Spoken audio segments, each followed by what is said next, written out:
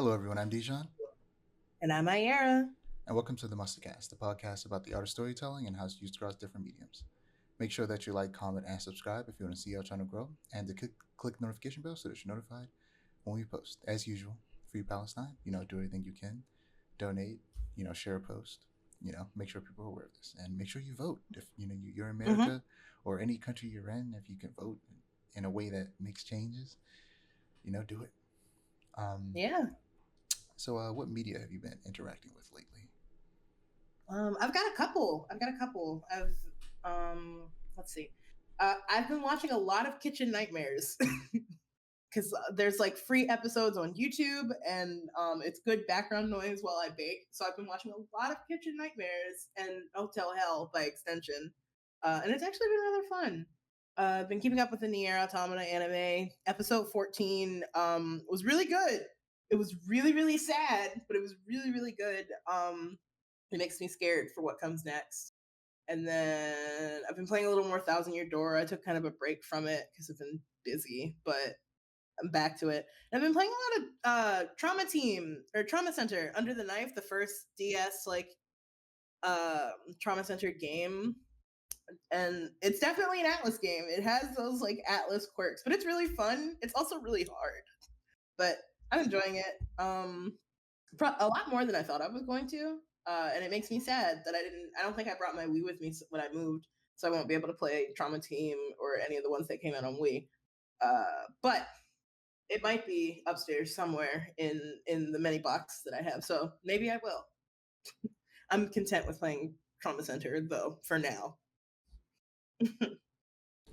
Okay. Well, for Yeah. me, last night I watched James Bond. You Only Live Twice, which is what, like the fifth movie? What is this? Doctor No. I think I watched Doctor No. I watched Thunderball. I watched Mhm. Goldfinger, and there was another one. No, From Russia with Love was the second one. So yeah, Oh, this is the fifth one. And I'm just going through all the James Bond movies. Um, nice. it's been fun. They're old movies. This one's from '69. Uh, Right. and I've talked about it before when I talk about James Bond. It it's Mm. it's dated, uh, and that and they do the classic. Um, it's weird to call it the classic, but the classic. He just straight up sexually assaults women, but they play it off like, oh, but in the end they liked it, and I'm like, no, it's No, that's weird. not. It's still assault, James Bond. Go to jail. Do not pass go. Do not collect $200. Very, very, very dated movies. There's a what is it? Mm. The last one was in Japan. Oh my god, this man James Oh Bond boy, got transformed into a Japanese person. It was weird. Um, that sounds weird. these movies are so entertaining because they're just old and it's a bunch of old stuff in it, and it's so entertaining to just watch what these types of movies were like back then. Man, it's wild. Um, played a little Persona 3 a while ago. Nice. Honestly, it's been a minute, but so I was in the middle of Tartarus, right? And I started texting. Mm-hmm. And I forgot about the Reaper mechanic. I Reaper. forgot that was a thing. I completely forgot. It And gets you one good time and then never again. yeah, character yelled, "We're in danger!" And I was like, "What are you talking about?" And I looked at the game. I was like, "Ain't nothing happening. What you talking about?" And then went back to texting. And then this like eerie sound played. And then they just said, "The Reaper's coming." And I was like, "Oh my god, I forgot about the Reaper." And now I'm just sprinting away, and I don't remember where I left off. I just remember cutting the game off because I was Oh. tired of playing. And I think I'm still in Tartarus, and I'm still getting chased by that Mm-hmm. Reaper. So I'm gonna have to Oh. cut that game on, and Reaper's gonna be right behind me. But yeah, um, Yeah, I think in Persona 3 and 4, the timer is a lot less lenient. It's like 5 minutes. And I'm one of those people that likes to explore the entire floor. So especially when I was playing Persona 4, every time I would move to a new floor, I would explore the whole thing and the Reaper would come. And it went from like a scary thing to like just an annoyance at that point because it's like, leave me alone. I want to explore. I don't even know what happens if I get caught. So I'm interested to find out what happens if that happens. I just say I won't spoil it for you. Just have to figure it out on your own. But I saw Deadpool Wolverine, but we'll talk about that later. Um, I finished The Bear season 3. Um, Ooh. good show. Uh, Season 3 ended on the biggest cliffhanger of all of the seasons so far, and it just feels Hmm. incomplete. And from what I understand, they filmed season 3 and 4 together, and that's probably why. Ah, So season 4 should probably be coming out sooner rather than later. Um, yeah. Still watching House of the Dragon. A couple episodes ago, things got a little gay. Ooh. Very interesting. Still watching Blind Wave, watching Batman the anime series. And they got to an episode where it was a Poison Ivy episode, and like the best Poison Ivy episodes have a bunch of like body horror that you wouldn't expect to see in a children's cartoon from the 90s. Mhm. Because they can kind of get away with it because it's all green and it's very fun, Right. and it makes me want a Batman horror movie where um, Poison Ivy is the main villain. It would be fun. So Tower of God's back, right? And Mm-hmm. I'm done with this show. Um, this Oh, show this, dang. this show isn't worth continuing because season 2 came Mhm. out 4 years after the first, and there's no recap. The episode just None? picks up. Nope. Not even like a extra like Crunchyroll thing on the side. Like if you don't remember what happened, here's a recap. No, there's no recap anywhere. It just picks up where things left off. Like it has been 4 years. That first season Oh, came out that's in not. 2020. This should be illegal. You should not be allowed to release a new season of television 4 years after the last season with no recap whatsoever. I needed an early 2000s One Piece level recap that was like half, if not the whole episode long. Okay, because this is wild, and because of that, I'm done. Also, I didn't even realize it came out, so I got into it when it was already three episodes out, and I'm like, I have a good feeling. I'm not the only Right. person who's gonna drop this show because of this. Because I'm just like, I started watching. I was like, you know what? Not only am I confused, and I watched the recap, and I'm not as confused, but still, I realized, you know what? This show just ain't that good. Watching a recap and then watching the first episode, I just determined this show is not even that good and is not worth watching. Yeah, that's real. So, all the best to them. It's not like I want them to fail, but like It's just learn not for you. And learn that's learn from this lesson. Never do anything like this again. Also, Crunchyroll sucks. How you gonna Yeah, how you Crunchyroll. gonna buy Funimation and then not integrate all of the stuff that Funimation did better into your app? That's so stupid. It's like it makes it feel like they bought Crunchyroll for greed's sake, which they probably did. Well, But Crunchyroll bought Funimation. oh, you know what I meant. But yeah, it's like it's the thing to be greedy rather than to like preserve Yeah, the you'd think you'd the make your app yeah. better. It's weird that they didn't do that. Also, I don't know, man. I feel like Funimation is the bigger name because Crunchyroll is big in terms of streaming services, but Funimation is big in terms of just they've been like localizing anime since before uh, streaming services were a thing. Right. That Funimation logo is iconic. So to completely get rid of Funimation and continue with Crunchyroll instead of getting rid of Crunchyroll and turning it to Funimation was a choice. Mission. Mm, Uh, truly the choice of all time. but the last two I'm actually going to save for later. Okay. So San Diego Comic Con happened. Oh Um, yeah. so we got a lot of stuff to talk about. We got a new trailer for Transformers One. Um, Nice. and it's even better than the first. Doing exactly what a lot of people predicted, and showing the more serious side of the movie story, as opposed to the first trailer, which had much more like light-hearted and kind of like very modern animated movie tone. Um, and Chris Hemsworth is doing a really good job as Optimus, and he says in interviews that he's trying not to do a Peter Cullen impression, but that's kind of exactly what he's doing, and he's done a really good job at it. That's Brian, good. That's good. Yeah, Brian Tyree Henry, on the other hand, is Megatron. I'm not feeling it. I'm not feeling it. Oh. Even in the scenes where they're showing like him become full Megatron, his voice just Mm, still does not fit. He does not. He was not a good choice for Megatron at all. I'm sorry to dang. say, he was very clearly just celebrity casting because he does not fit Megatron in the slightest. Boo. Yeah, this movie releases pretty soon and on September 20th. Um, we got a teaser for season 3 of The Legend of Vox Machina. Ooh. And it was just them, running from the police, usual Vox Machina stuff. And yeah, if it's anything like the second season, it's gonna be fire. Because the second season was like leaps and bounds better than the first season. It's crazy how much better the second season was than the first season, and the first season wasn't even bad. But the second season was insanely good. So I'm really excited to see what story goes from here. It releases October 3rd.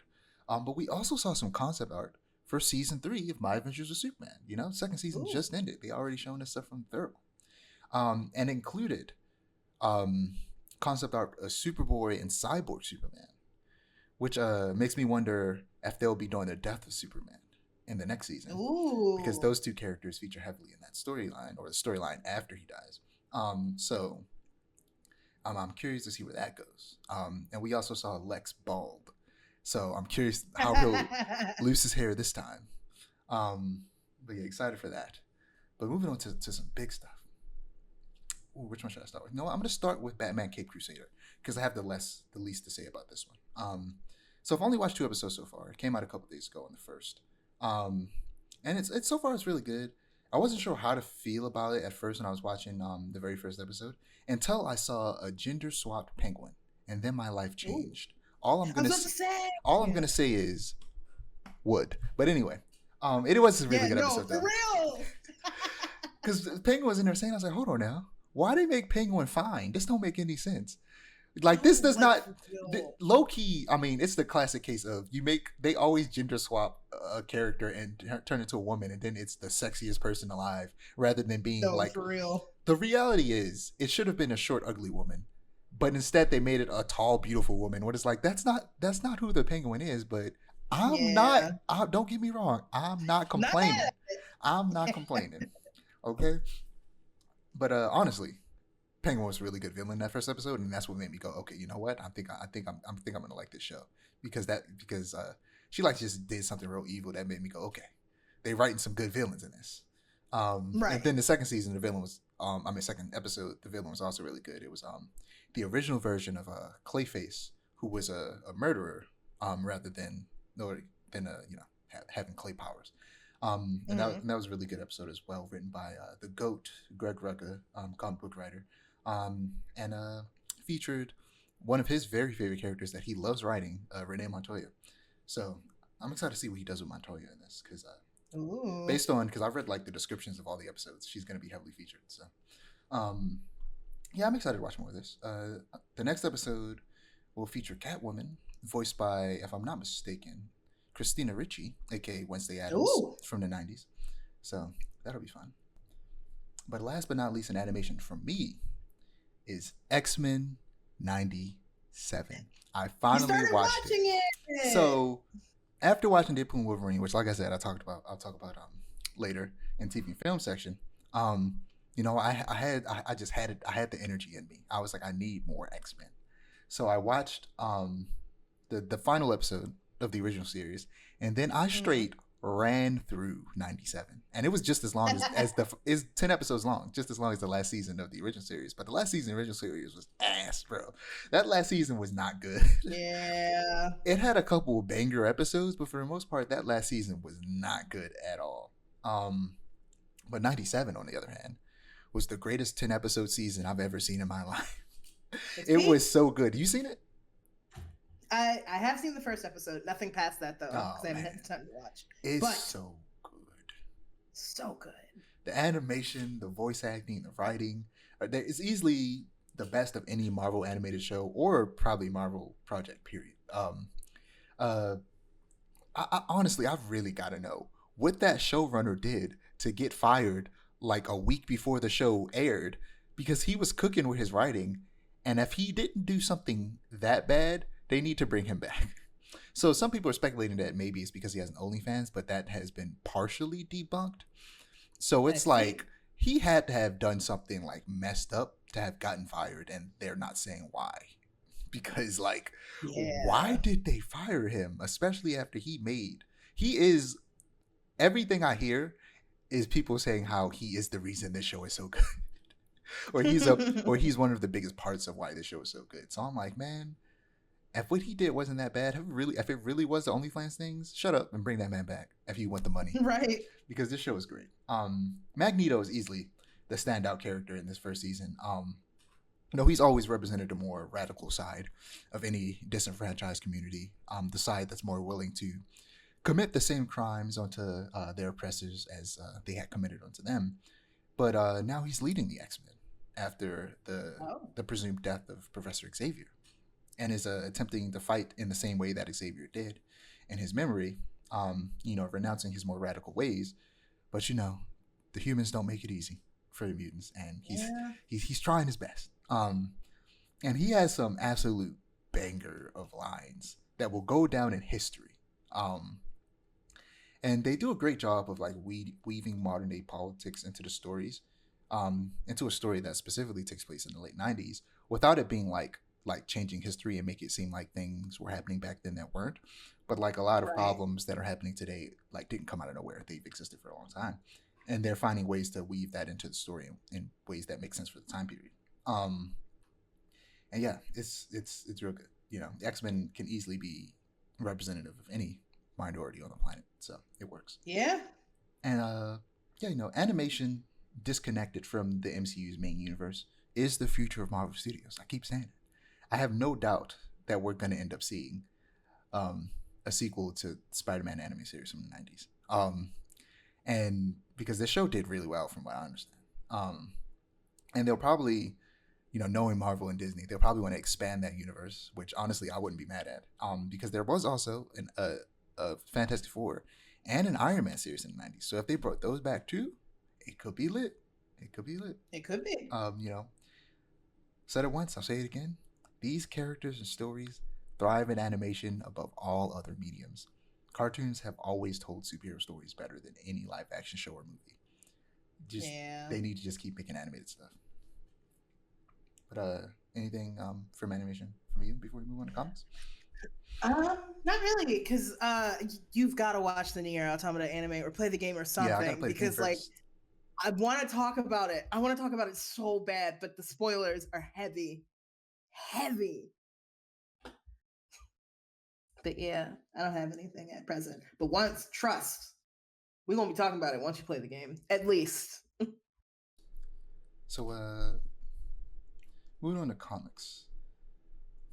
So this was leaked, but it was officially announced at San Diego Comic-Con, and that is a Ninja Turtles cross Naruto comic book that's going to be, I think, 4 issues, and it looks fun. It makes sense, they're all ninjas, and based on the description of the comic, it seems like it's going to be a world where the Ninja Turtles have always, and all of their characters, April, Casey, and the Foot Clan and all that, have always existed alongside, the ninja world of Naruto, and that'll be interesting to see. The designs look really cool. If you look up TMTX Naruto, you'll see it. It looks really cool. They have the Anbu Black Ops mask. I haven't been seeing it, yeah. It looks really cool. Yeah, they kind of got that. They got it on. They got it's it exciting. On for sure. Yeah. I'm excited to see where it goes. And it releases on my birthday, so I might just have to pick up that first issue physically, just because this is my birthday. Yeah, it's your birthday. I'm gonna get somebody to buy it for me, Loki. That's smart though.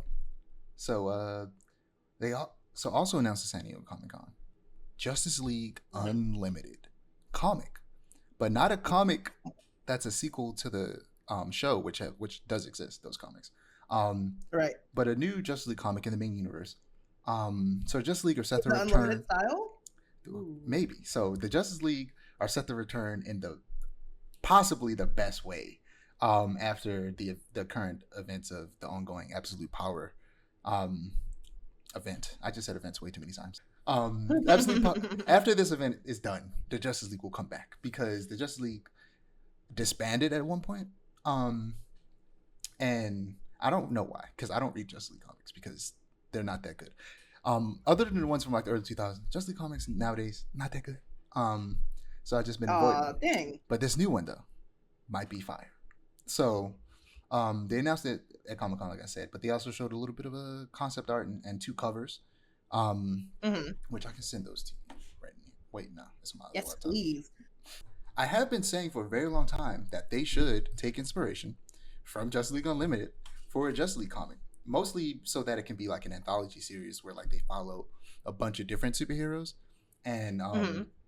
a bunch of lesser known superheroes can get some shine like they did in the original show. Um, and hopefully they do that with this, but we don't have a lot of information yet. But what we do see in some of the concept art and the two covers that they show is a new Hmm. lineup and a new version of the Justice League's orbiting satellite base, the Watchtower. Right. Um, on the cover, we see a brand new team lineup consisting of the usual Superman, Batman, Wonder Woman, Flash, but with the additions of Zatanna and Black Lightning, who have been members before, Hmm. and so has Captain Atom, who's on the cover. But I'm not sure if Star Sapphire has ever been a member of Justice League. Star Sapphire started as a villain for Green Lantern. She wields so they call it the Violet Lantern ring, right? Uh-huh. But every piece of art, or most of the art, very clearly makes them pink. Why are they called the Violet Lanterns? that Also, the fact that she stars Sapphire, which made me think blue, but then there's just a lot of weird color stuff going on there. Star Sapphire is joined Justice League, which is interesting. But it's the addition of Captain Atom that makes it clear that they're taking inspiration from the cartoon, because Captain Atom is featured heavily in that cartoon. Um, Mhm. but I'm not gonna lie to y'all, it's gonna get edited out. But we had to restart that segment because my words got jumbled. But Aiera, are you gonna say something before I restart about how you Oh like yeah, Justice League Unlimited? it wasn't even really anything like important or of like substance. I just think that Justice League Unlimited is peak. It is one of the few like comic book adaptation cartoons that I grew up on and would watch consistently. Mm. And I have like very fond memories of it because me and my mom would watch it together, which was not a thing that happened often. Like me and my mom, we would watch shows together, but like our three were Justice League Unlimited, School Rumble, and then surprisingly Dragon Ball Z Kai of all things, because my mom's a huge Dragon Ball fan. But yeah, so it's like I'm very fond of it. I'm very excited to see that this is happening, and now I gotta go rewatch Justice League Unlimited because I've been thinking about it lately.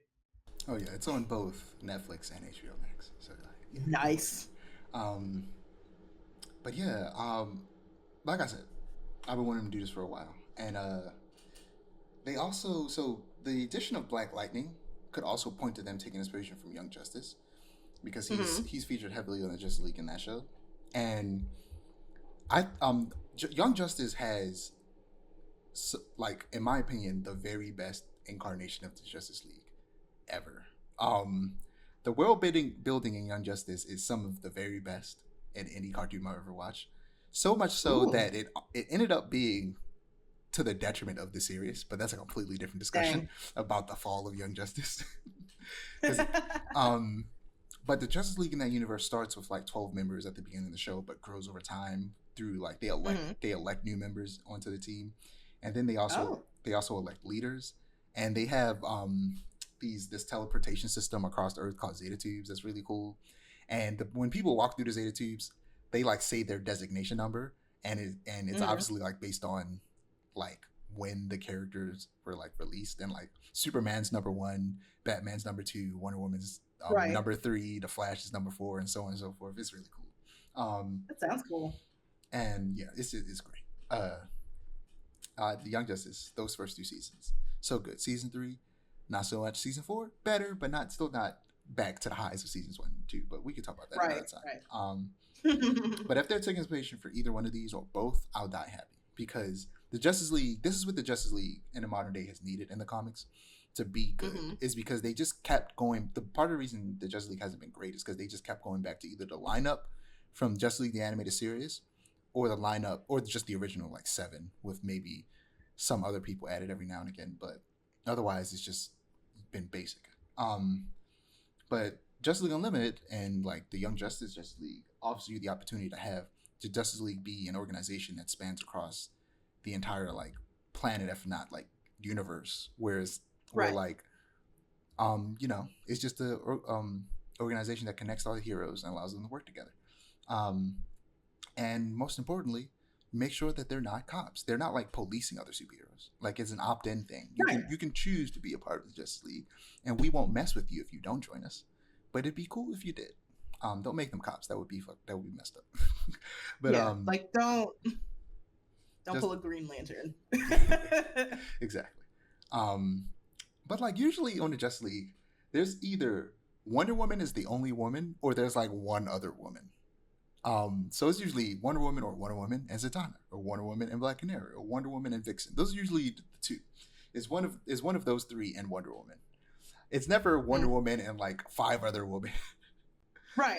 My ideal Justice League would have, I think, like the 4 members, and you can tell based on this lineup, that are like immovable are Batman, Wonder Woman, Superman, and the Flash. Now, of course, that's not to say you can't have a Justice League without them. Of course you can. But I would keep him, and then I would have Green Arrow because he's dope. But in terms of the women, I would have Zatanna, Vixen, Black Canary, and there was someone else. I can't remember. Damn. Maybe Dr. Light? No. Maybe Hawkgirl. No, there was someone else, but I can't remember. But maybe it's Hawkgirl. And then you throw in like you need a Green Lantern, I feel like. Green Lantern. Yeah. Which one? Yeah. John Stewart makes the most sense. But you could just do a female Green Lantern, keep it even. And throw in like Joe Mulligan or Jessica Cruz. But anyway. They also at SDC announced a Ben 10 comic, which they didn't give any details. Ooh. But I'm excited because I've been wanting a Ben 10 comic that has nothing to do with like the TV show forever. Like that's its own universe and is like doing its own thing, similar to like the Transformers comics currently. Whereas like, Transformers started off as cartoon, but then it became a comic that's doing its own thing. Right. And I'd love to see Ben 10 do the own thing. Do the same thing, but has a comic that's also like a lot more mature than the original show. Not like to the point of being like Invincible or anything like that, but like just telling more mature stories. That would be really cool. I'm still reading George Perez's Wonder Woman on volume 2, and the last issue I read was basically a crime drama, and it was really good. Stuff like this goes to show that delving into other genres is the way to go when it comes to superhero content, because it's like you wouldn't expect a crime drama with Wonder Woman to really work, but it does. Mostly because it was focusing on like one of the detectives, with like Wonder Woman kind of like being in the background, like beating up bad guys, and them kind of like following the events. It was essentially like a film noir where like the detective was like narrating the whole thing. It was cool. And then sounds neat. It was funny when he met Wonder Woman. He was just talking about how he just fell in love with her instantly. He was just like, "Oh my god, this is the most beautiful woman I ever seen in my entire life. I'm going to die." And I was like, "Yes, that's how it should be." Anybody that beats Wonder Woman just immediately passes out. Because trust, I would. If she's not buff, the next time we see her in live action, I'm going to be upset. Yeah. That's like the whole, like, buff women. We've been getting a lot of buff women lately, which I am definitely a fan of. We need more buff women. Absolutely. There is a market for buff women. It's me. I'm the market. If you're not more buff women. If you're not going to do it in live action, then just make it animated. Give me an animated Wonder Woman movie where she's buff as hell. Right. But last but not least in comics for me is Action Comics and Superman. House of Brainiac, parts 5 and 6. The end of the arc, where Superman discovers that Brainiac is doing all of this because he just wants a family. The past is not what I want to, and he just doesn't know how to really talk about it because he's Brainiac. Right, makes sense. And the next story arc seems like it's going to be interesting with seemingly Lois Lane becoming like Superwoman. So we'll see where that goes. Do you have anything in comics? I had a question actually. I saw something from World's Finest the other day, and I don't remember what it was because it was so long ago. I meant to ask you about it the next time I saw you, and then I remembered I don't really see you as much anymore. But it was something I forgot. If I remember, I'll ask you again, like outside of podcast. But was it like it did make something involving Mitzi Spitlick or something like that?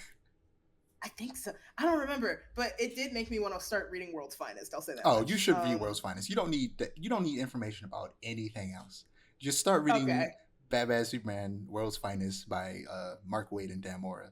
Just from the beginning, you don't need to know anything because the whole story is got about you. like telling like classic like golden slash silver age stories with these characters that are just fun and goofy. And you don't need any other information to understand. Makes sense. Makes sense. Okay. Um, but moving on to TV and film. Um, People are trying to cancel Netflix because they Oh boy. donated $7 million to Kamala Harris's campaign. And if anything, this just reaffirmed my subscription. You know, Right. shout out to Netflix for supporting the right people in this year's election.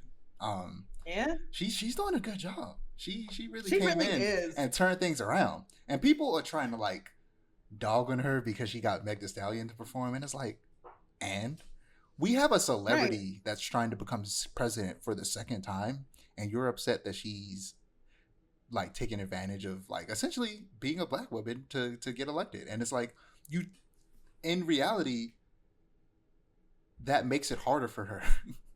But she's Right. like using it to her advantage, which is honestly really cool. And it's like, I think especially because she's like appealing to younger voters, which is Oh, like what 100%.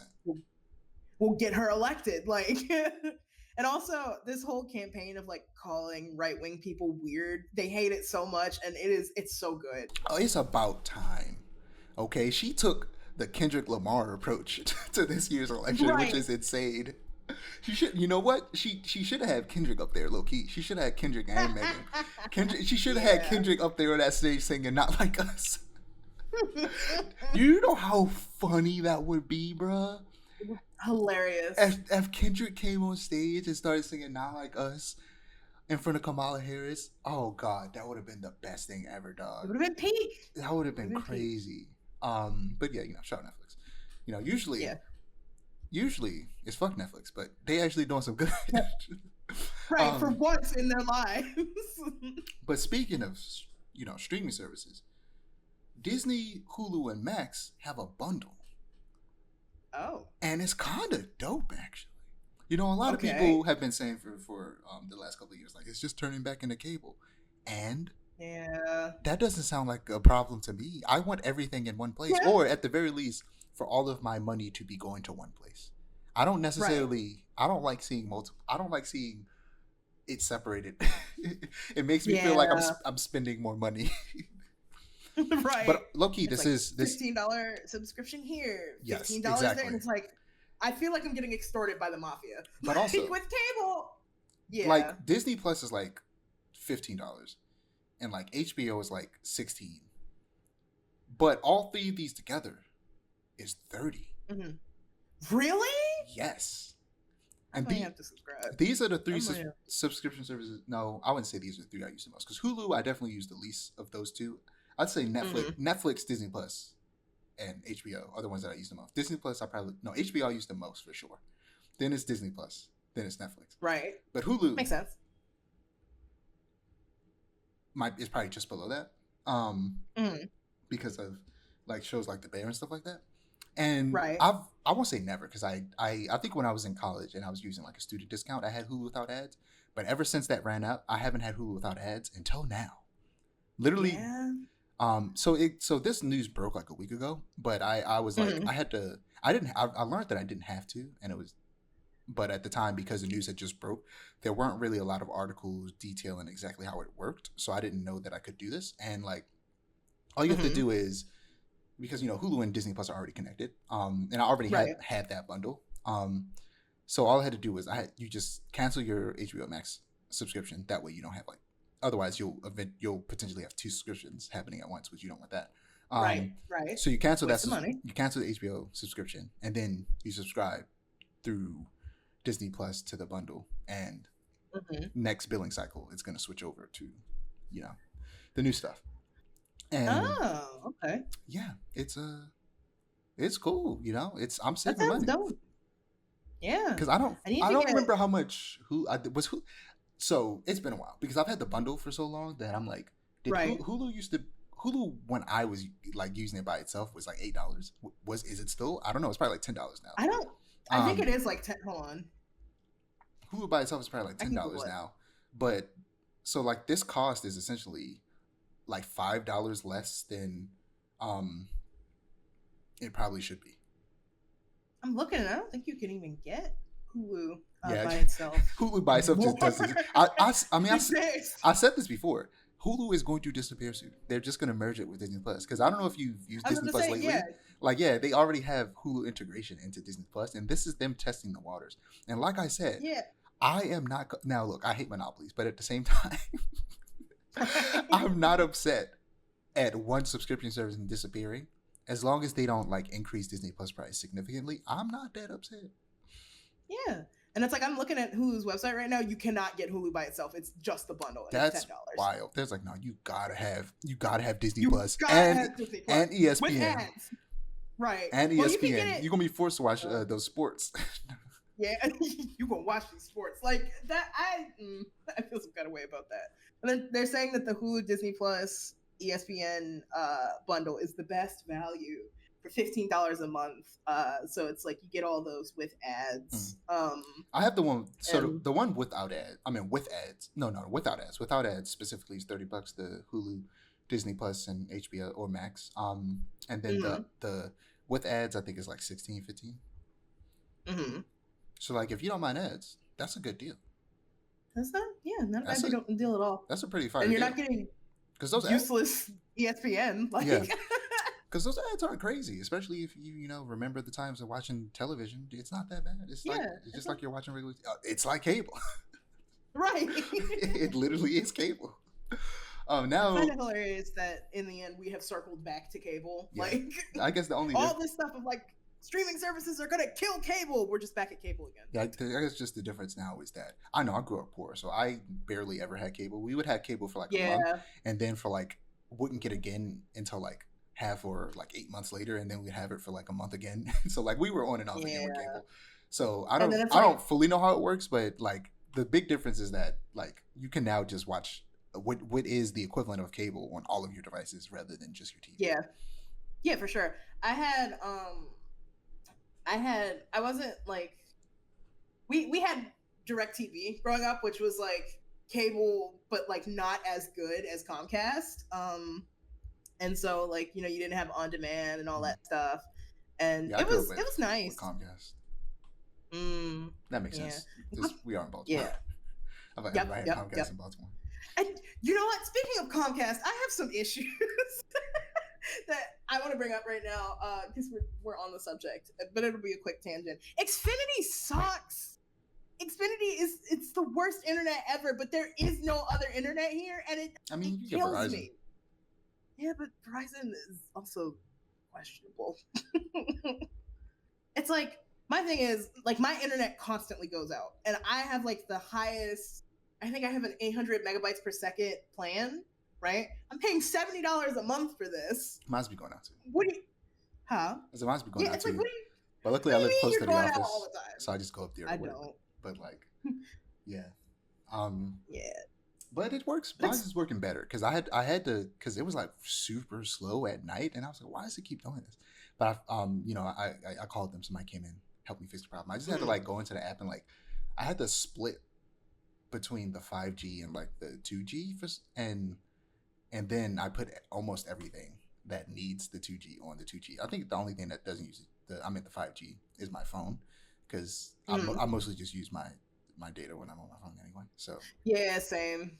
Because I have unlimited data. I pay for it. Might as well use it. Yeah. Right. and it works good. Yeah. But yeah, moving on. from cable talk. Yeah. Also, that's SDCC. We got a teaser for Like a Dragon Yakuza. Ooh. Oh wait, I actually wanted to mention that now it's time for Prime, Peacock, and Paramount need to team up and make a $30 subscription plan. Right. But speaking of, the Justice League to Disney Plus MCU. Well, Max is the ones that own WB. I mean DC. So true, fair. It's gonna be like the 7 from Invincible. I mean from The Boys. It's gonna be The Boys and Invincible versus the MCU and the DC. Insanity. But which would probably be a fire crossover though, low key. Yeah, I mean there was Spider-Man crossover in Invincible, in the comics. Yeah. But speaking of Amazon Prime, there was a teaser for Like a Dragon. And Hmm. they didn't show a lot, but they showed enough to make it look, promising. But it Right. also comes out in October, so it also makes me Oh, wonder, why didn't you just give us a full trailer? right. It comes out in 2 months.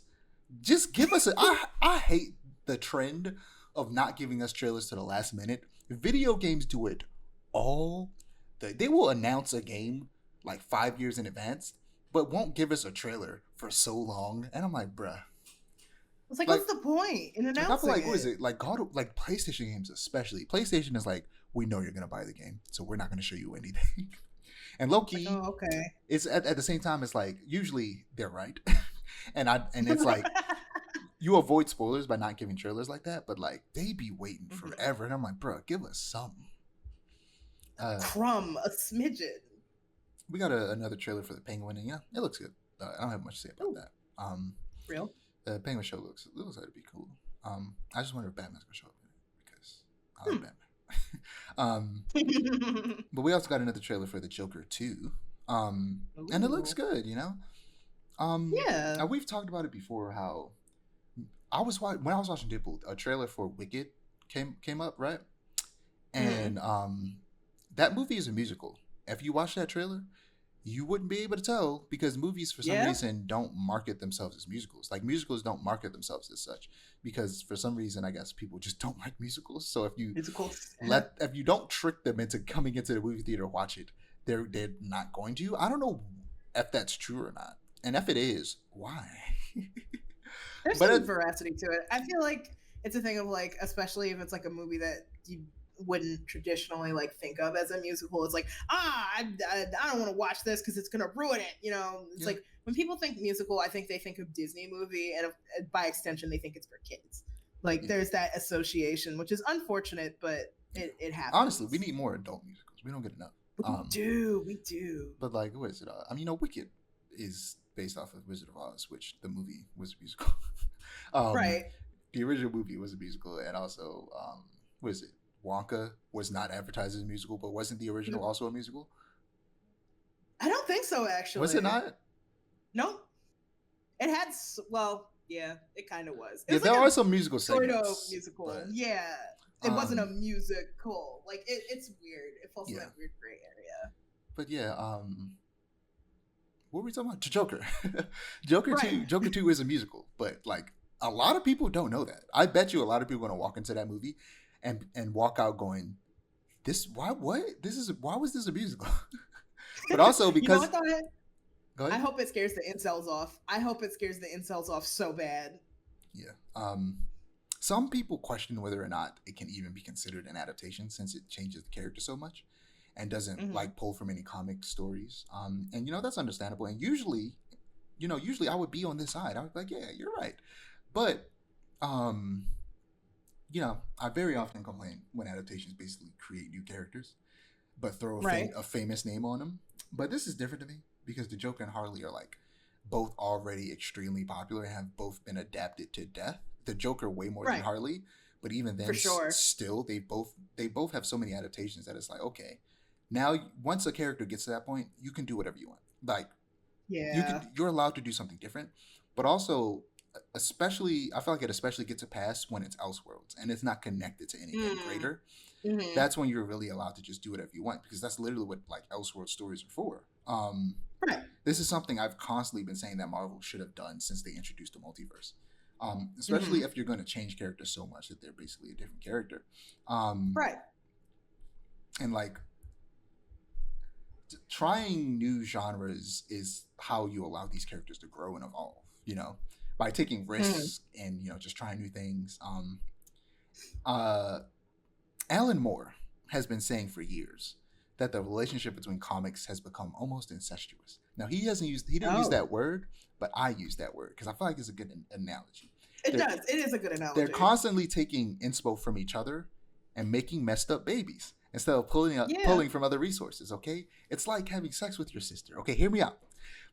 No, but you're spitting though. You're That's spitting. exactly what they're doing. They're having sex with their family members. They're constantly pulling inspiration from themselves, from their comics or other superhero comics, Whereas back in the day, back in Alan Moore's time when he was writing comics, well, he still is writing comics, but back when he was in his heyday, back in the 80s with Watchmen and like Swamp Thing and stuff like that, Mhm.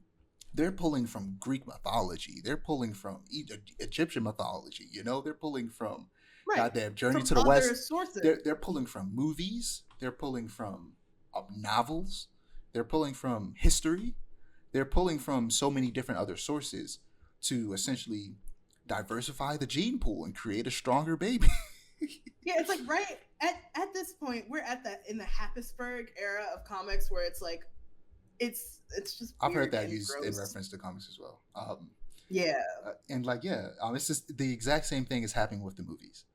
The MCU is falling apart because they're trying to copy themselves and continue down the train of what they've been doing, rather than looking beyond themselves and taking inspiration from other movies and other TV shows. It's weird. And that's Yeah. the best comics to come out in like the last 2 decades have been the ones that take inspiration from stuff beyond comics. Right. And they just need to get back to doing that. Yeah. So before we get to Deadpool and Wolverine, we're gonna talk about some MCU stuff that was announced at Comic-Con. So we got the announcement of like what the Fantastic Four movie official title is. It's called Fantastic Four Next Steps, and that is like, it's not like the worst title ever, but it's like, it could be better. Ew. Yeah. Brother, ew. Like, no, for real. You could have called like it work meeting. They It's giving work meeting. For like I mean, ever since after Endgame, the MCU has just been trash with naming their movies. Mm-hmm. Like Thor: Love and Thunder. Have you seen that movie? I have not, but I heard that it was terrible. Don't. Just save yourself. Don't watch the movie. Don't bother. Don't. And just read the Gore the God Butcher comic and never watch the movie. Read that knowing it's good and that the movie isn't, and just move on with your life. All right. And the Jane Foster comics, which are both written by the same person, Jason Aaron. And yeah, it's not a good movie. But that, let me tell you something. I've seen the movie. The title has jack shit to do with the movie. Why is it called Thor: Love and Thunder? I don't know. Ant-Man and the Wasp, Quantumania. Get the hell out of here. What are you talking about? What is a Quantumania? This isn't Sonic, okay? Get out of here. Give Sonic a little. You're right. They just suck at naming movies. It should have simply been called The Fantastic Four. Right. That's all you needed was The Fantastic Four. It's like Four. everything does not need to have a subtitle. No, it doesn't. And if you're gonna slap a subtitle on there, make it a good subtitle. Like call it. You know what it should. Now I'm upset. They called it Fantastic Four: The First Steps. Do you know what the nickname for the Fantastic Four is? What? The First Family. Because they're the first family of comics. It should have been called Fantastic Four: The First Family. Oh my God. That would have been so much better. Marvel, you still have time. Change the name. I'm also afraid they're going to do the same thing that they've done with everything, which was revealed at this event. Which is, they changed the logos to look like the most boring, bland thing ever. After they will introduce stuff and show you the most comic accurate logo, like, that's like on the cover of a comic book that looks dope and it like grabs your attention, and then they'll redesign it right before the show or the movie comes out into the most bland, boring, Helvetica looking ass logo you've ever seen in your life. Helvetica looking ass is crazy, but they did it with the Thunderbolts, and I swear to God, they better not do it with Fantastic Four, because so far the art direction of Fantastic Four looks good. I want it to be good. I want it to be good so bad. But unfortunately, the only other thing I have to say about the MCU is, what am I thinking about? I'm thinking about goddamn Star Wars, Rise of Skywalker. When Oscar Isaac's character goes, somehow Palpatine returns. Yeah. And somehow Robert Downey Jr. returned. As Doctor Doom, which is wrong and problematic on so many levels. First and foremost, this will be the third time that they have a Romani character, which for those of you who don't know, Romani people are essentially mixed of South Asian and European. Of which Robert Downey Jr. is the whitest man known to ever live. um, and he's playing Doctor Doom. Doctor Doom is not white. And also other Romani characters, specifically Romani characters that they've done this with is Scarlet Witch and Quicksilver. Right, I was about to say, yeah. Both played also by two of the whitest people to ever exist, Elizabeth Olsen and Aaron Taylor Johnson. Listen to that name. That man's name is Aaron Taylor Johnson. That's three first names. Three first names. Like, you can't get any whiter than that. And one of the Olsen sisters. Like, come on. Like, get out of here. And the problem is he's 100% gonna. They say he's not gonna be, but the MCU is known for lying for the sake of surprises. Right. Like, what is it? Never mind. I almost spoiled Deadpool Wolverine for you. You haven't seen it. I almost just said a straight up spoiler about somebody lying about being in it, and I quote myself. That is crazy. But let me move on. They're probably lying. And he's probably going to be a variant of Iron Man, because that's the only thing that makes sense. Because otherwise, why bring him back just to make him Doctor Doom? That would be stupid. Right. So, like, yeah, Marvel, do better. Why? Also, like, it's not even hard. So my problem is hard to do better. There's no other Avengers movies on the docket except for those big crossover movies. One of them is called Secret Wars, and one is called Doom, and that sucks. Because we deserve an Avengers movies that's just the Avengers being the Avengers, like saving the world with like a team of like up to 10 people versus every superhero in the universe coming together. That's not what the Avengers are. The Avengers aren't all of the superheroes. The Avengers is a very specific team of like up to 10 people saving the world. Give us that again. That's a good way to endear people to, because people feel like there's no direction because they got rid of like some of the best characters like Captain America and Iron Man. But it's like, no. Make an Avengers movie with Spider-Man. They legitimately should do the Mighty Avengers. The Mighty Avengers was from like 2010s or something like that, and it was the blackest Avengers lineup known to man. It was Sam Wilson as Captain America. It was so the leaders first off was Monica Rambeau, who is Spectrum, and I think they might call her Photon in the MCU, which was also she went by that in the comics at 1.2. It was her and Luke Cage were the leaders. And then you had Spider-Man was on the team. Blue Marvel, who's a kind of like a Superman equivalent. You had White Tiger, who's a Latino woman, and then you had another. I think was it the second Power Man, which Luke Cage used to go by Power Man, who's I think he's Latino. And it's like it was just the most black and Latino. It was the most New York Avengers. It's a man. You got this white Jewish kid in Spider-Man. You got two Latino people and you got like three black people. It was the most New York Avengers team ever. Just do that, but like throw in Miss Marvel and Spider-Man, and you can throw Spectrum in there. Throw in Captain Marvel. Like, come on now. Right. Just give us a regular Avengers movies. We don't need a big giant Avengers movie. Their problem is, like I said, they keep chasing the dragon of Endgame. We don't want that. We don't need that. Yeah. I just want good movies. I don't care if they cross over anymore. I just want good movies. I don't need crossovers, dude. I just want these characters to be at their best, okay? But speaking of crossovers, I say I don't want crossovers, but this movie was so good. Deadpool and Wolverine was good. But this is a crossover done right, though. That's the key difference. Like, we don't want shitty crossovers anymore. That's the key thing. So, yeah, this movie was just good.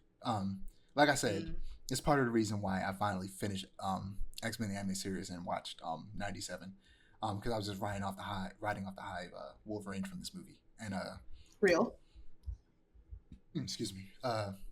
Yeah, I honestly don't really know what to say other than that it was great, especially since I don't want to spoil it for you. Right. The action was incredible. The opening fight scene it was amazing. And every fight between Deadpool and Wolverine, because I don't think that's a spoiler. Of course, they're gonna fight a couple times. Right, of course, because they annoy each other. Right. And each fight was good. There was this one fight scene that was kind of making it like it was being filmed like it was a sex scene, and it was really funny. I was gonna say, I heard it was really gay. Low key, I mean, Deadpool is just straight up like pansexual. Yeah, and of course, it's constantly making jokes about having sex with men. So like, yeah. Yeah, fair. The cameos are also it's R rated for those of you who are going into this movie expecting like usual MCU stuff. No, it's Deadpool. There's blood, there's Yeah. gore, there's raunchy jokes. Like it's Deadpool. um, the cameos are very surprising, minus one very obvious one, but of course I won't spoil them. And Mhm. to me, the I feel like all of the cameos for me add stuff to the movie and don't like take away from it, like cameos sometimes can. Um, Right. and it was great to finally see Hugh Jackman in an actual super suit, as Wolverine. And without spoiling it, the credits are like a tribute to like all of the Fox movies, which is really cool. Um, Mm. so stay tuned and watch. Of course, there's a Marvel movie. You're gonna watch all the credits to see the end credits. Um, Right. but yeah, even if you didn't, the credits are really cool. But that's all I got for TV and film. If you don't have anything, No, I don't. go see Unfortunately, Deadpool Wolverine so we can talk about it next episode. I will. I will. Trust. So moving on to video games. In unfortunate news, Game Informer's parent company GameStop shut them down. Game Informer is Yeah. gone. So Game Informer posted this statement on their social media pages. After 33 thrilling years of bringing you the latest news, reviews, and insights from the ever-evolving world of gaming, it is with a heavy heart that we have announced the closure of Game Informer. From the early days of pixelated adventures to today's immersive virtual reality realms, we have been honored to share this incredible journey with you, our loyal readers. While our presses may stop, the passion for gaming that we've cultivated will continue to live on. Thank you for being part of our epic quest, and may your own gaming adventures never end. So, I posted a picture of my story of just my collection. I'm gonna send it to you. Mm-hmm. And I also bought 4 new ones after I heard about this. Specifically, As you should. so this came out of nowhere because they had just started a new subscription model. And I was about ready to subscribe because if you look at these pictures, they have a Hades one, and that cover is so good. Gorgeous. And I was like, I need this. So I also bought the very last issue because I was like, I have to. They're gone. Right. It's gonna be worth my no, I'm joking.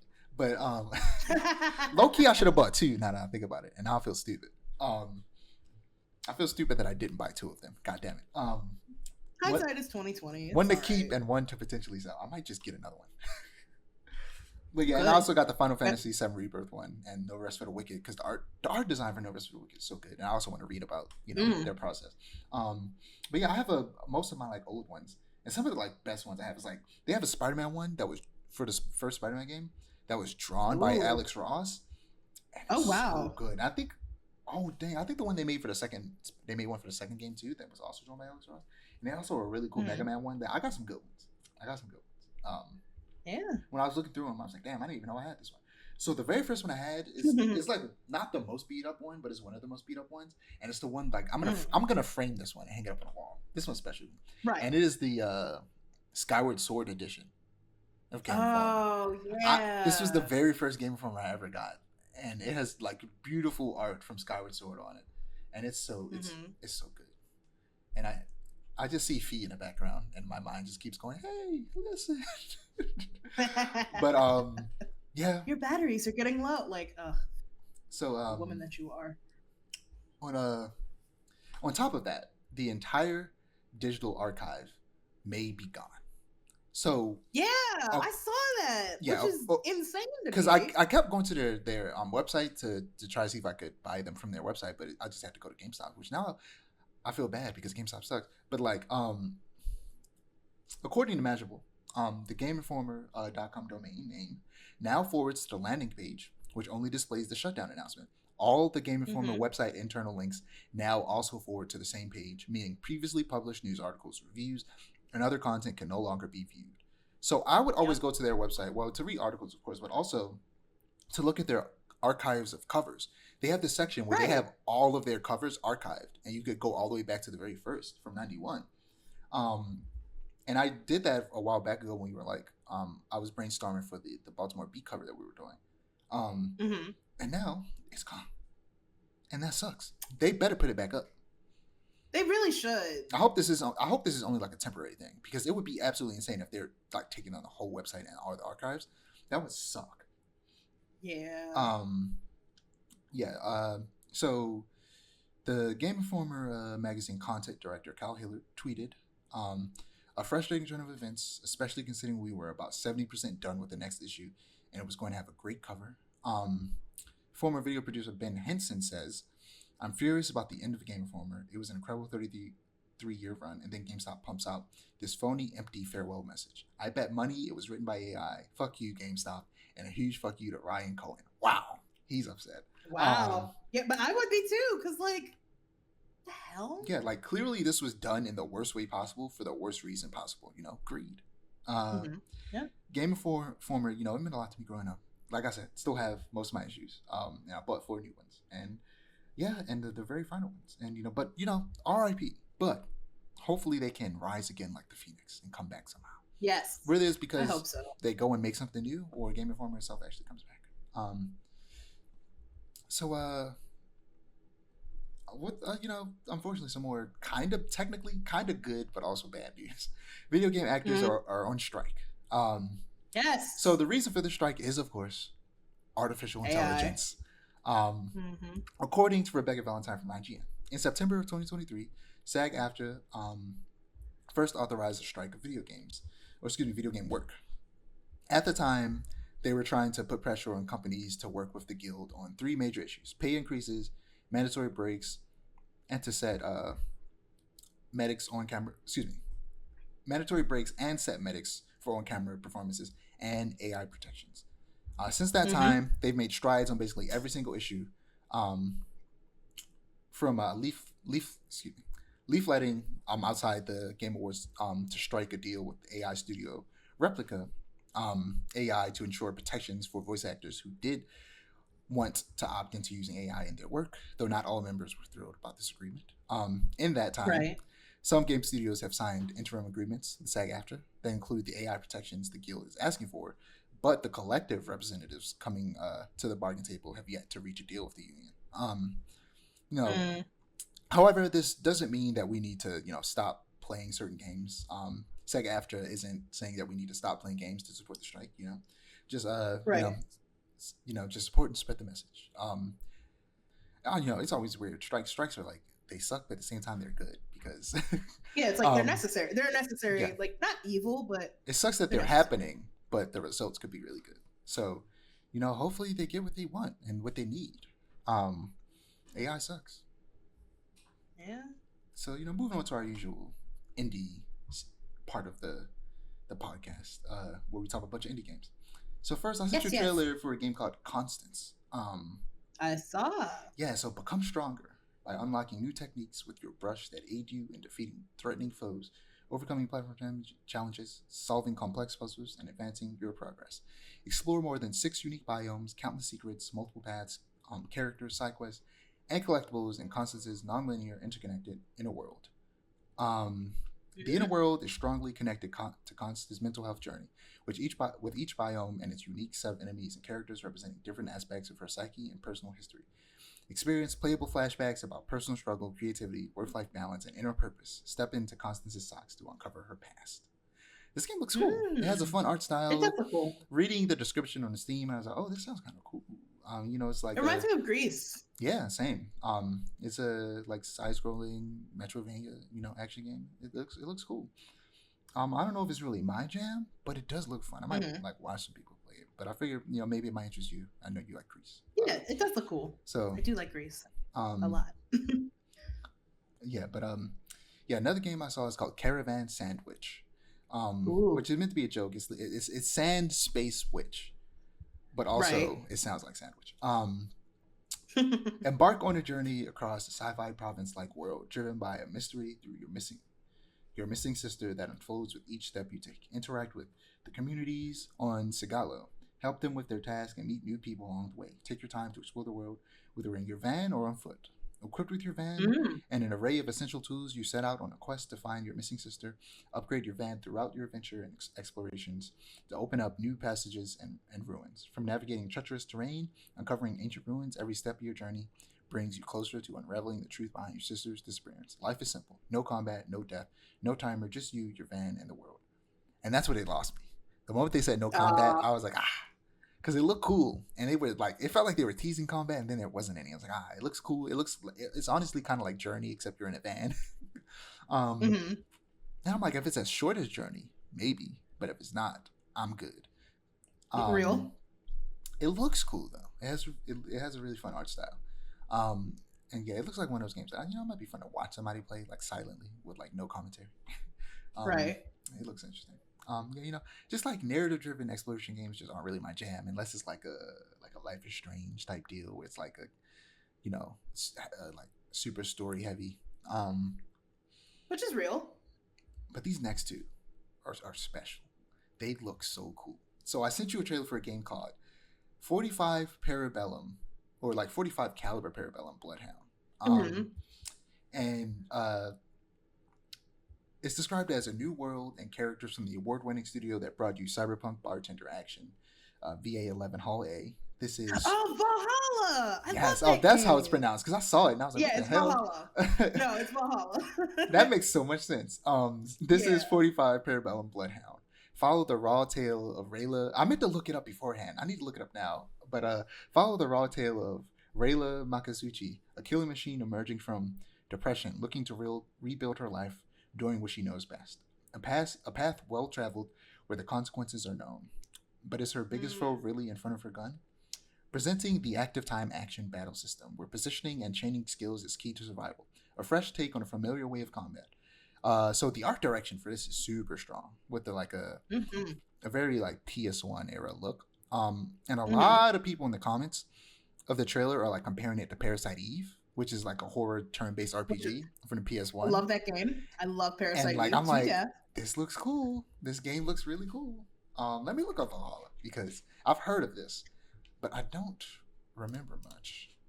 It's like half visual novel, half simulation game. You're a bartender in a cyberpunk world, and you help deal with patrons' problems while mixing them drinks. And there's a lot of like themes of like class disparity, stuff like that. And I really like Valhalla. Okay. It's one of my favorite like visual novels I've ever played. Because it definitely so because it has that more interactive element. So this is really exciting. It also has a really strong art direction. Yeah, this one does as well. It looks cool. So another one that has just a strong art direction. I was gonna say more, but no, it's just as strong. This one is more up my alley than anything I've ever seen. So I sent you a trailer for a game called Abyss X Zero. Did you see it? I did. Oh my god. So explore an expansive world in this 3D Metroidvania with carefully crafted dungeons and stylish low poly visuals inspired by classics of the 32 and 64-bit generation. Take control of two different characters fated to battle each other. Codename A and Codename C. They both have unique abilities that change how you fight and interact with the environment. More PS1 era graphics. With a strong art direction. And these games are very inspiring since I want in the future to make essentially a Metal Gear Solid 1 clone. So this is very inspiring. The fact that they specifically call it a 3D Metroidvania is dope because I feel like we don't hear a lot of devs admit it, even though a lot of games basically are 3D Metroidvanias. Yeah. And it's giving me Kill la Kill vibes in terms of like the story and the character designs. For sure. The action just looks so good. It looks so fun. I need this in my life. So they made another game called I forget what it's called, but it's on like everywhere, and I might have to check it out because that game also looks cool. But yeah, this looks cool. I'm excited to see more of this. It does look dope. So at Comic-Con we also got a trailer for some Mortal Kombat 1 DLC. So we saw a DLC story mode that includes 3 new characters, gender-bent versions of Sector and Cyrax, and not a gender-bent version, just regular old Noob Saibot. And we saw 3 guest characters. I'm gonna say ghost characters, because one of them is Ghostface from Scream. Oh, interesting. And then the T-1000, as opposed to the T-800, which was in the last Mortal Kombat as a guest character. And randomly, but along the same train, speaking of T-800, Arnold Schwarzenegger's Conan the Barbarian. Oh, wow. Which also, if you don't know this, Conan the Barbarian exists in the Marvel universe, and he has Really? beef with Doctor Doom. Really? Yeah, like Conan the Barbarian is not just like a comic that's published by Marvel, like Star Wars comics are. It's straight up in Hmm. the Marvel universe. Like Conan is a Marvel character. So That low is key, crazy to me. I wouldn't be surprised if they make like a Conan movie in the future that like takes place in the MCU, which would be really funny, honestly. It would be. It would be. Um, but yeah, and the fact he has beef with Doctor Doom is hilarious. It's like of all the characters to have beef. Like, But yeah, Conan, why? I'm not mad at it. I feel like it would be kind of I fun. guess it's on the '80s action train. Yeah. But how do you go Ghostface? Robert Patrick is the T-1000, and then Conan the Barb. That makes no sense to me. Yeah. That's so random. Like if you want to go Ghostface, you should have stuck with horror villains Right. and done like what's his name from um Pinhead. That would be really fun. Should have done like From Pinhead. Hellraiser? Yeah, from Hellraiser. Yeah. I still need to go back and watch the original Hellraiser. I watched the remake not too long ago, but I still haven't gotten around to going back and watch the original. Mm. And like I'm trying to think who else they could have done another horror character that they haven't already done because they already did Xenomorphs and Predator and Jason. Maybe Michael Myers would probably. I mean, he'd probably be boring, honestly. Yeah. I'm trying to like something supernatural. Like I don't know, the Leprechaun. Like The leprechaun would be crazy. Leprechaun used to scare me as a kid. Like the idea, Same. because I was always afraid. Like even if you make a mistake and steal his gold, he'll still kill you. And I'm always like, if I find gold, I'm never picking it up. I'm just gonna leave it there. I'm Right. like, what if he's real? And what if he comes for me? I don't want that in my life. Exactly. I don't want You the got smoke. Okay, because I know he comes to the hood, and I don't need that in my life.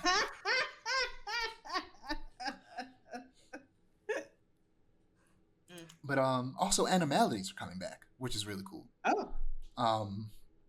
If I'm being honest, for the story mode only, they might got me. I might play that. Mhm. I might buy the DLC just to play the story mode. Real. Hopefully it's better than the main story mode. Story mode. I was about to say, because wasn't that like. I did not like it. Well, it was good. Well, it wasn't that bad. Towards the end, it got really bad, but towards the beginning, it was cool. But towards the end, it got so bad that it ruined the rest of the story for me. Oof. That sounds pretty. They were just doing way too much. It was way too much. Makes sense. They were just jumping on the multiverse train in the worst way possible. It was stupid. I see. But last but not least, for me, is Marvel Rivals. There was a beta. I got in. It was a closed beta, and I got in. It was great. It was nice. It was good. It was so fun. At first, the first day, I was like, maybe this game isn't for me. But then I played it again the next day, and I started getting the hang of it. I was like, hold on now.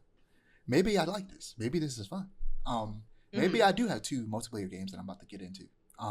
With Concord and Marvel Rivals. So we got a cinematic trailer that tells us like the story of like potentially this game's campaign. Maybe they'll do what Overwatch couldn't and actually make a story mode. But I mostly played as Magic, who is a melee character, and yeah, she's fun to play. And when I was playing like the like push the cart mode, and I was on the team, I was pushing the cart. I would use Adam Warlock, who's basically like a sniper healer. He's really cool. His movement is trash, so you just got to stay back, heal your team, and like snipe. That's all you have to do with him. Otherwise, you're gonna die. There were leaks. Right. Let's talk about the leaks. So we talked about some of the leaks a while back, where like Hawkeye was leaked, Thor was leaked. Oh, I'm skipping that. Thor's in the game. They added him like a couple days into the beta. They added Thor and Jeff the Land Shark, who was also part of the leaks.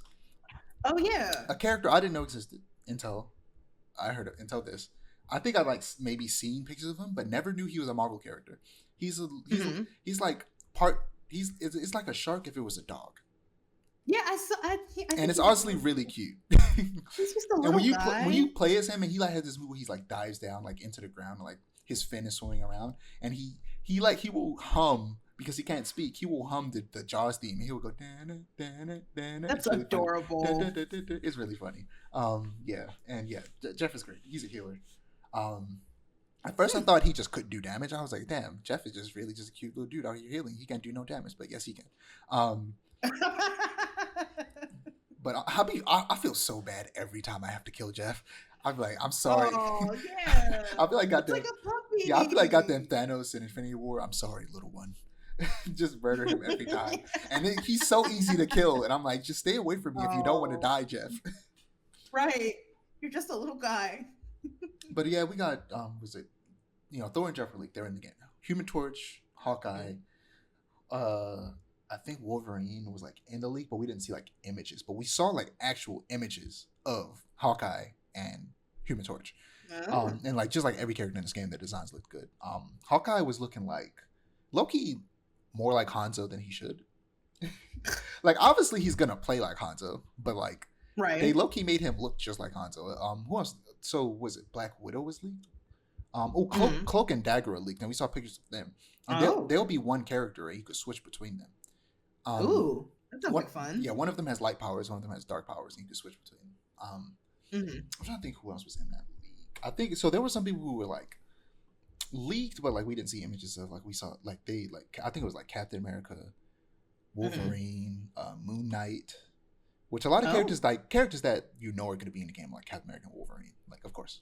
right. Moon Knight, I think, was a character in my mind that made like he was good. Like in my mind, he was a shoe in because of the show and his like moves. Right. Like I feel like he would just add a unique moveset to the game. So he apparently is going to be in it. But like the more and more characters get added, because these like ever since the hero shooters genre started, it's crazy that it took this long for either Marvel or DC to hop into it Yeah. because they have the characters that will make this extremely popular. And it's going to be free to play. Like, come on now. And people going to be buying skins. I'm going to be Right. probably spending an unnecessary amount of money on these skins, okay? And I don't usually play like games like this, but this is going to be the one, okay? And I'm going to be spending money. Same thing with Concord. Yeah. Especially since the art design is so good. And already some of the skins that they have for some of the characters that have skins that aren't just color swaps are really good. Like I don't Mm, know if you've seen the Spider-Punk costume in this game. I have, and It it looks does look so really good, and good. like Iron Man has like this steampunk costume that looks really cool. Like, yeah, this game's good. Mm, I can't wait till there's an open beta so I can play it with friends. right. Cause yeah, this game's good. But that's all I got. If you don't have anything in video games, I have a quick thing. I've been thinking about getting Rainbow Six Siege because I've been watching my friends play it Court Call, and I am not into first-person shooters at all. I'm very bad at them. But it low key looks like fun. Low key looks like fun, and I fear that it will open up a portal in my personality that'll make me play more I shooters, was say which next thing you scares me. know, you're gonna be playing Halo with me. Right, exactly. Well, Halo I don't mind as much because Halo is peak, but Halo's great. yeah, it's like I need to get back into Halo Infinite, Siege. low key. Real. It's like of all the shooters to play, Siege really. But that's Pick it also better. like Siege is like the League of Legends of first person shooters. Yeah, Like you exactly. That's my gotta. thing. And this same group of friends is also like very and I'm like I promised to myself that I would never play League of Legends ever. Like Like it's just not you're not gonna like just be able to like you're gonna be playing people who've been playing this game all their lives. vibes. Exactly. You're gonna be playing tryhards every game. In League of Legends of all things. Like play try hard at getting a friend next time you That's think. crazy. Oh my god. Try hard to get your girlfriend is wild. They don't deserve that. Oh my god. They do though, because League players are. Because look, I'm not people who watch Arcane are just a bunch of queer people who very much right. fuck. Whereas people who Right. play League of Legends are a bunch of virgins. Legends. It's Let me like, not do that. I'm gonna cut that out. That was disrespectful. But but it's true. It's true. it is true. And Because if I'm my never friends playing that are game. listening to this podcast, this means you also. Get a life. No. Watch Arcane. It'll change your life. No, for real. All right, but that's all we got. Yeah. As Okay. usual, you can find our ads above us. My ads above me. Aiara's ad above them. Don't forget to like, comment, and subscribe to our channel if you want to see more storytelling content, and to click the notification bell so that you're notified when we post.